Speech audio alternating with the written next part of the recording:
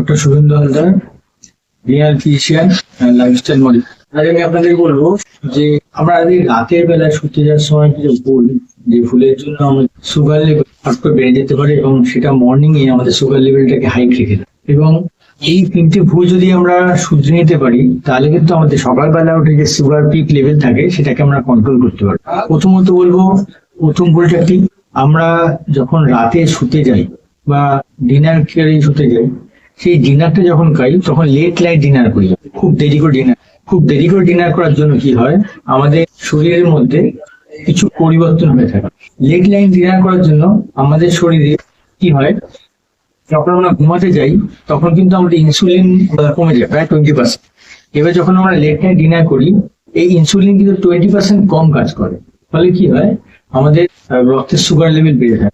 এছাড়া কি হয়, দিনের বেলায় যখন আমরা কোনো কিছু খাই তা সহজে হজম হয়ে যায়, বেশি করে খাই কোনো প্রবলেম হয় না, কিন্তু রাতের বেলার থেকে যখন ডিনারে বেশি পরিমাণ খেয়ে থাকি, এটা আমাদের হজম হতে সময় লাগে। ফলে কি, যে কাজটা আমরা হজম করতে পারি না সেটাকে রক্তে গ্লুকোজের পরিমাণ বাড়িয়ে দেয়। আর একটা হয়ে যায়, দিনের বেলায় যখন সূর্য থাকে তখন সূর্য থাকা অবস্থায় আমাদের শরীরে মেলাটোনিন যে হরমোনটা সেটা সিক্রেট বেশি পরিমাণে হয়, এবং এই মেলাটোনিন হরমোন রাতের বেলায় কিন্তু সিক্রেট হয় না। ফলে কি, রাতের বেলা এখন এই মেলাটোনিন হরমোন সিক্রেট হয় না, তখন কি আমাদের শরীর কিন্তু আস্তে আস্তে ঘুমের দিকে চলে যায়। সেই সময় যদি আমরা উত্তেজিত হয়ে আমরা শরীরকে বেশি পরিমাণে খাবার দিয়ে থাকি, সেই খাবারটা আমাদের হজম হতে বা কনভার্ট হতে সময় লাগে। ফলে কি, আমাদের রক্তে গ্লুকোজের পরিমাণ বেশি পরিমাণে থাকে, ফলে সেটাই সকালবেলা উঠে আমাদের পিক গ্লুকোজ লেভেলটা দেখিয়ে দেয়। আমরা শুতে যাওয়ার সময় এখন ম্যাক্সিমাম সময় দেখা যায় কি করে, মোবাইলটা কাছে নিয়ে শুই এবং স্ক্রিনে কন্টিনিউ স্ক্রল করতে থাকি এবং দেখতে থাকি কিছু না কিছু।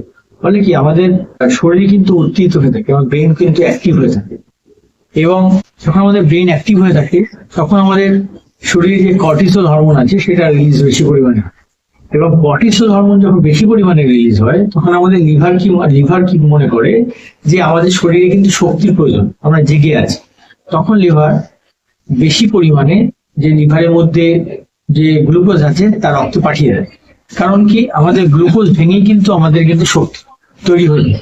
তো লিভারে যখন প্রচুর পরিমাণে গ্লুকোজ রক্তে পাঠিয়ে দেয়, কিন্তু আমরা তখন যেহেতু শুতে যাচ্ছি বা রেস্টে রয়েছি বলে আমাদের ইউজ হচ্ছে না গ্লুকোজটা, ফলে আমাদের সকালবেলায় মর্নিং উঠে সেই গ্লুকোজ লেভেলটা রক্তে স্পিক দেখায়। দ্বিতীয় কারণটা হচ্ছে, আমরা যখন লেট নাইট ঘুমাতে যাই দেরি করে, অনেক সময় দেখা যায় ফোন দেখে বা ল্যাপটপে কাজ করে আমরা লেটে ঘুমাতে যাচ্ছি, তখন কি হয়ে থাকে, আমাদের রাতের বেলায় অনেক সময় খিদে পেয়ে থাকে।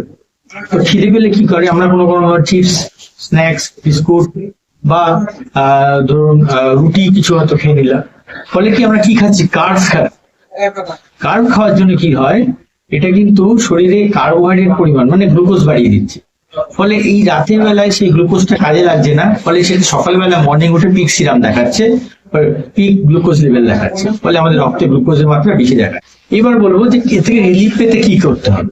রাতের বেলা যখন শুতে যাচ্ছে তখন যদি খিদে পায়, তখন আপনারা কোনো কার্বোহাইড্রেট জাতীয় খাবার না খেয়ে, চিজ বা রুটি বা জাতীয় খাবার, বিস্কুট না খেয়ে গুড ফ্যাট বা গুড প্রোটিন জাতীয় খাবার খেতে হবে আপনাকে। তাহলে কি, আপনার এই গ্লুকোজের পরিমাণটা বাড়বে।